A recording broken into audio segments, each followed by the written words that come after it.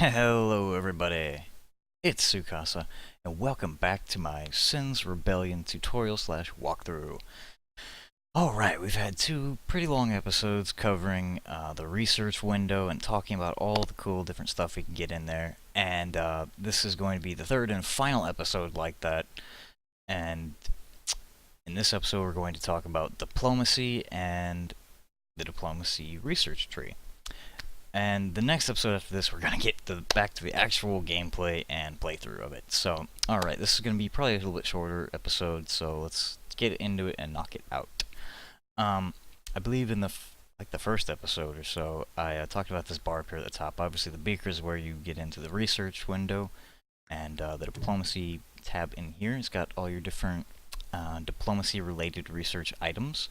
But these other two to the left of that, the handshake icon is the window that will take you into the actual diplomacy window where you do your dirty deeds, backroom deals. The actual diplomatic agreements are being made in this window.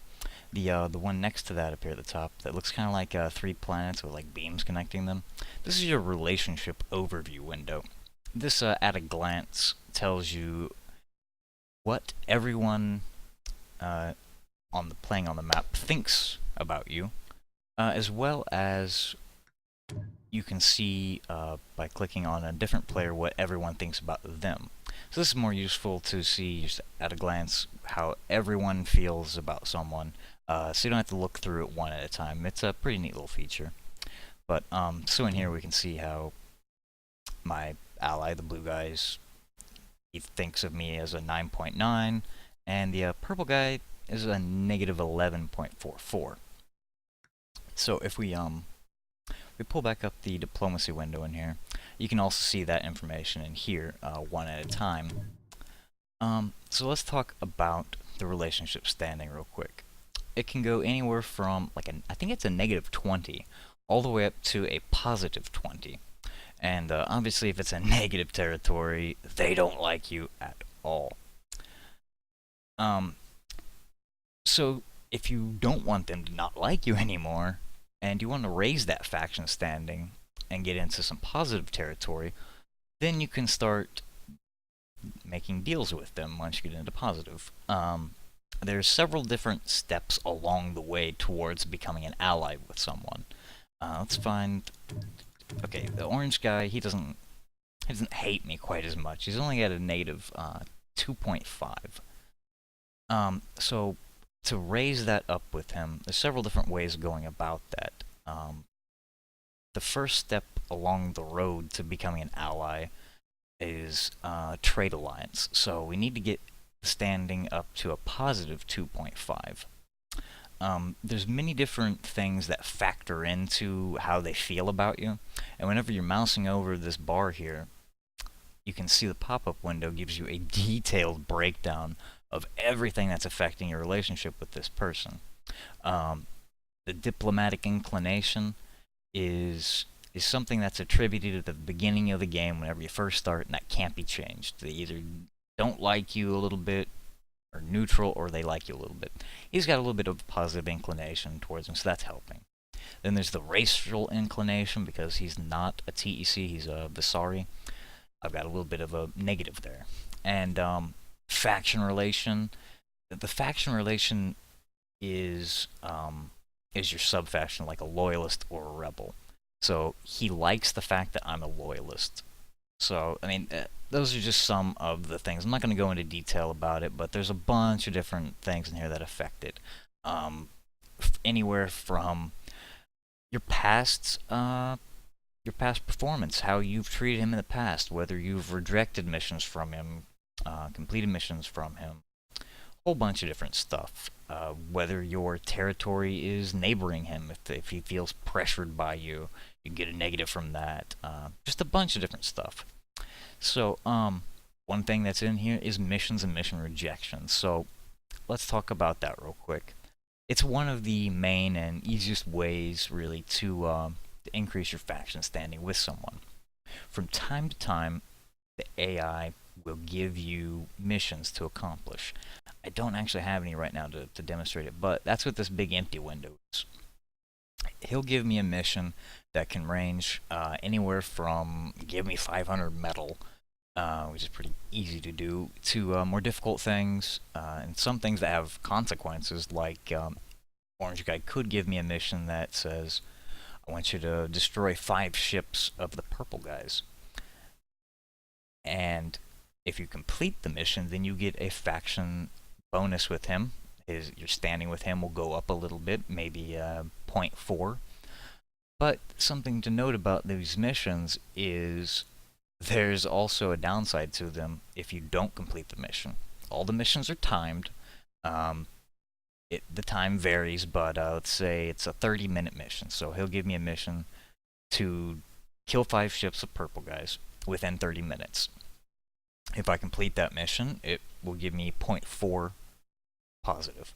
Now, if you don't complete the mission within that 30 minutes, there's a penalty that might be 0.2.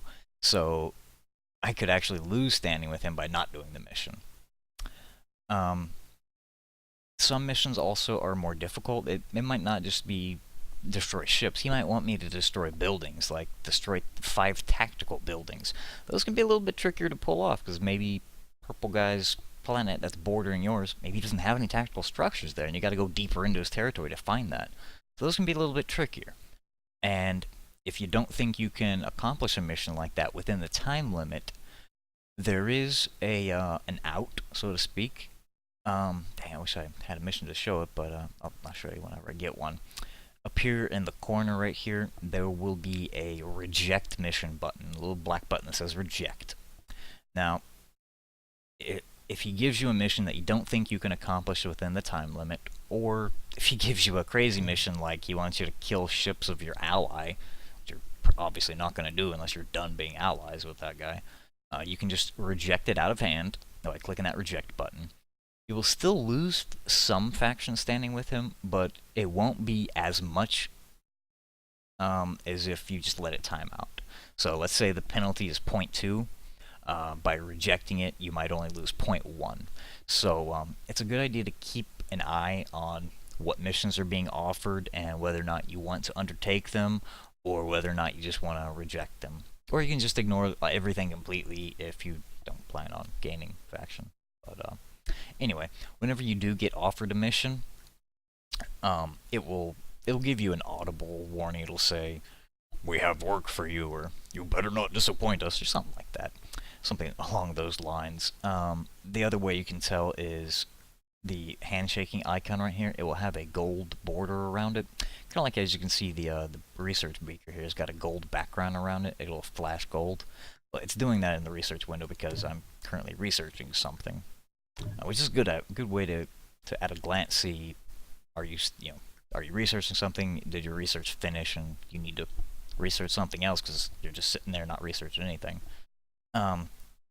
Which I think I forgot to mention altogether, but it around the diplomacy window, that will show up with the flashing yellow if you've got a mission pending. So once you click on here and open up the diplomacy window, you can see these bars right here that are blacked out. This one's red because I have it selected. If there's a mission pending for a player, it will be flashing yellow. So let's say my ally, the blue guy, gives me a mission. That will be flashing yellow right there, and I just click on here, and the mission will show up in here. You can choose to either do it or reject it and not take as big of a penalty hit. So that's one way to increase your faction standing. And as I said, once you get it up high enough, once you get to 2.5, you can then get a trade alliance, meaning that your trade ships will pass into his territory without being attacked, and connect your trade routes, like we talked about with the chain. So if let's say this right here was the orange guy's planet, and we had that alliance, my trade route wouldn't end right here. It would connect into his and go on, so long as you have trade ports there. So it's one way to boost your income as well as your faction standing. And then once you gain a little bit more faction with him, then you could get a ceasefire, meaning his ships won't attack you and you don't attack him. It's not quite a peace treaty. You're not allies at that point, but you're no longer at war. That requires a little bit higher faction, though. You have to get your standing up to a 4.5. So it jumps up quite a bit after that to then get a peace treaty and become official allies. You then have to get your standing all the way up to a 9.0.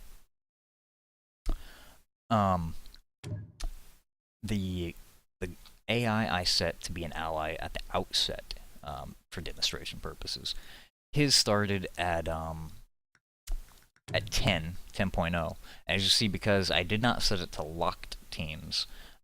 If you don't set locked teams, then he could decide later on to not be your ally anymore and cancel your alliance, cancel your peace treaty.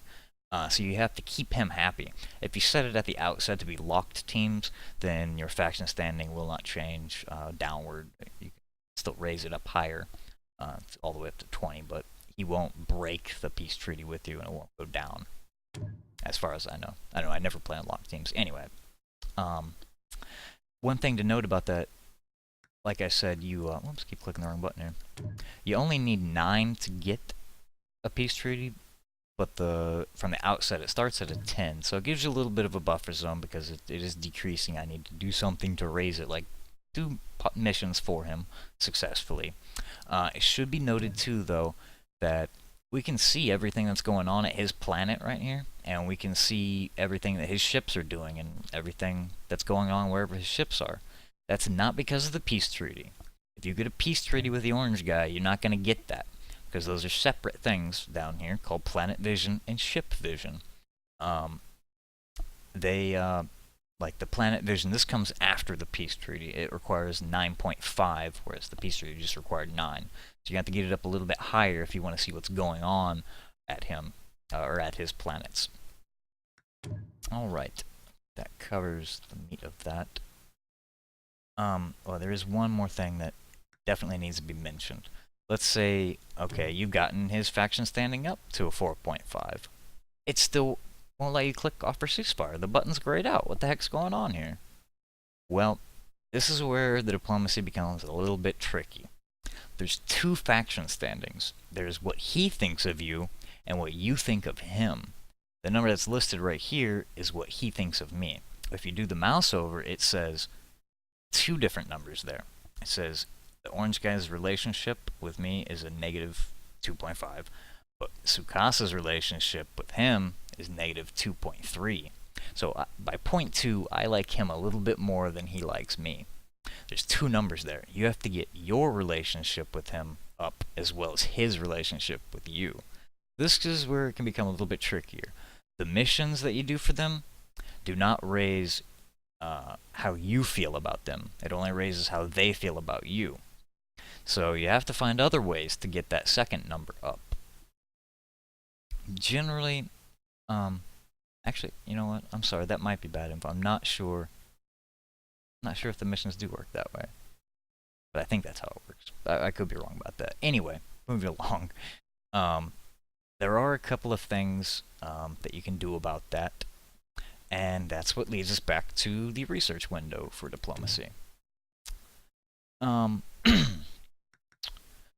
The 2 main ways of getting your standing up, how you feel about the other player, is these little face icons.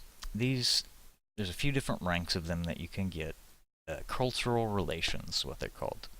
They have a self-relationship bonus, and as well as a relationship bonus. Meaning that once you research this, your standing with pretty much everyone across the board is going to go up by that amount, as well as their relationship standing with you. So it's going to raise both those numbers. How much they like you is going to go up by 0.2, and how much you like them is going to go up by 0.3. That's a quick and dirty, easy, and cheap way to raise a relationship standing real quick. So let's say you're at 4, and you need that 0.5, and you just need that real quick and to get that ceasefire to because you're getting attacked on both sides, and you want to get a ceasefire with one of them real quick so you can shift and focus to the other guy. So to get that real quick, great idea to research this. And there's several different ranks for it. It goes all the way up to 1.2 and 0.8. So that's one way to get that faction standing up for both sides. The other great way to do that, really the main way, if you want to try to get an alliance with someone, really the only way to go about doing that in any sane way is researching this Naruto prototype and unlocking the Envoy Cruiser. The Envoy Cruiser is a ship that you can construct once you've researched this from a frigate factory under cruisers. And what this thing does is it's a little bit pricey and takes some fleet supply, but and it also cannot fight. It is strictly for gaining faction. You construct it and then you send it to that player's planet, wherever it might be. Say this one is the orange guy's planet. I will construct a ship, the envoy ship, and send it up there, and just let it sit there. While it's in the gravity well of that planet, that player's planet, slowly our faction standings are going to go up, both sides of the faction standing. So that's really the best way to over time gain faction standing with them. You can construct a whole bunch of these, as many as you can according to your fleet supply, and send them one to every single planet that player has. And it will, rather rapidly, if you do that and give it one to every planet, it's going to go up. There are a couple of skills that abilities that the Envoy Cruiser has available to it. There's 3 of them right here. And these come into play especially in multiplayer.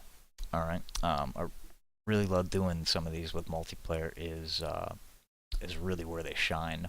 The arbitrate tariff is awesome because it gives the ability for your Envoy Cruiser to boost the trade and refinery ship income of the planet that it's sitting at. So the trade ports and the orbital refineries at that planet are going to be boosted while that ability is active, and it can really boost up that player's economy quite quickly. If, like I said, you build one cruiser for every planet they own and send one to each, boy, that is really going to boost up your economy. So this really comes into play in multiplayer. All right, so if me and my friend both build one ship for every planet I own, and I build one for every planet he owns, and we send our cruisers out, and we both get this skill, both of our trade incomes are just going to be massively boosted and really make a huge difference. There's a couple of other things in here, like the settlers one will increase that planet's population, which in turn, increases their trade or their credit income. And this one here, which will reduce structure costs at that planet. So if you coordinate these with your friend in multiplayer, they can be very, very powerful.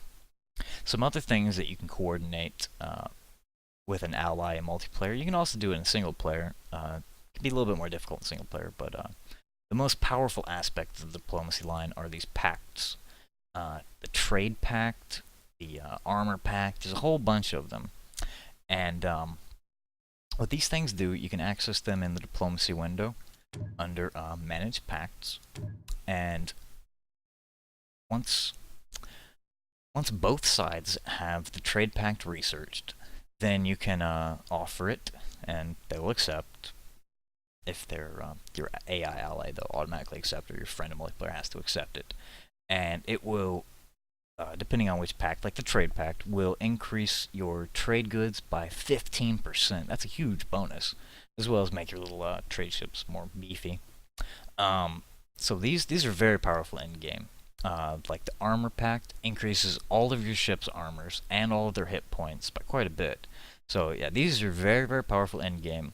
They do require ever increasing higher faction standing. The trade pact is only at 10.5, so it's not too hard to get. But the armor pact, that jumps up to 13, and the later ones, which are very, very powerful, require all the way up to 18 for the supply pact. But this supply pact is freaking amazing, to say the least. It will increase your fleet supply by 100, which is great in and of itself. But the real kicker to this thing is it reduces your fleet upkeep by 15%. That's huge. I mean, as we talked about in the previous episode, your fleet logistics.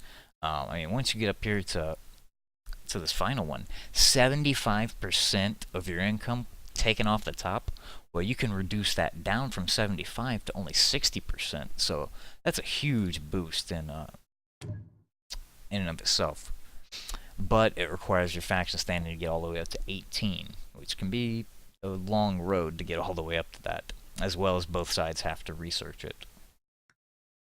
So, a couple of the other things that are really good, especially in multiplayer, the bounty hunting thing. This is great in multiplayer. You can also use it in single player. If you're tired of orange guy keep telling you to go attack purple guy, well, you can turn the tables on him, and you can tell with this, once you get this, you can offer missions and tell purple guy, hey, why don't you go attack orange guy? So instead of always being told what to do, you can tell people what to do yourself. That's pretty cool, especially in multiplayer. And the other cool thing about this is what it leads into with the line coming down here. So the universal negotiation. This is awesome. You can, with this, just outright give resources to anyone you want to. So you can imagine its implications in multiplayer. Once you have this researched, you can come into the diplomacy window here, and these give buttons, give credits, give metal, they're grayed out right now because I don't have that research. But once I do, they'll open up, and I can just outright, if I got a surplus of any resources, give it to my friend. It's really great, you know, if, say, I start with a bunch of ice planets around me, so I have a whole bunch of crystal, but I don't have enough metal because there's no volcanic. My friend starts with a bunch of volcanic, he's got a bunch of metal, so we can trade each other resources and give each other what we're lacking. Or, you know, if you're playing multiplayer and you're not on the same team, you could, you know, be a little bit more unscrupulous about it and be like, alright, I'll give you 500 crystal and you give me 400 metal, and kind of swindle the guy a little bit. But, yeah, that's just a cool feature you can do with it. Like I had mentioned about the black market, by holding shift to increase those numbers by 500, in here it will increase it from give 100 to give 250. So that's a cool thing about it too. And I think really the last thing I wanted to cover in here that's very useful for trying to get that faction standing up. If you keep failing missions, they keep timing out, you're not able to do them quick enough, or you just want to boost from those missions, getting the skilled diplomat things right here is a very useful item to pick up. It the positive gain for completing a mission is boosted by 15% for each rank of this. And the big kicker, though, is the penalty for failing a mission is reduced by 10%. So that'll really help you get that faction standing up a little bit higher, so you can get a ceasefire or eventually a peace treaty with them. So anyway, I'm pretty sure those were the main things I wanted to cover about the diplomacy and the different things you can research to boost your diplomacy. Covered both sides of the faction, how your relationship and their relationship both have to be up to snuff. How to give credits, complete missions, and some of the neat bonuses that are applied to that, especially relating to multiplayer. So anyway, that cuts it for this episode. Next time we are going to jump back into the actual gameplay. I think I'm done explaining the big things about the game that really needed to be explained, like research, which is such a huge part of the game. And we're going to get back to actually playing it and working on the playthrough, progressing. So stay tuned for that in the next episode. I hope you did enjoy this one, though, and that you found it insightful and helpful. And if so, don't forget to thumbs up, and please subscribe for more. Until next time, though, this is Sukasa signing out. I hope you have a good one.